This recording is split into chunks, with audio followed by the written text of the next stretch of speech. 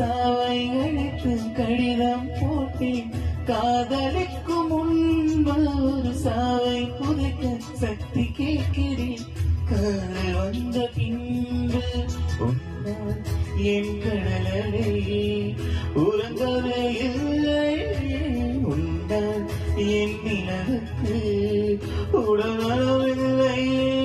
கடல் துயில் கொள்வதோ நிலா குணம் கொள்வதோ நான் உயிர் வாழ்வதோ சொல்லி உள்ளபடி உன்னிருக்கம்தான் என் உயிரை கொள்ளுதடி கொள்ளுதடி.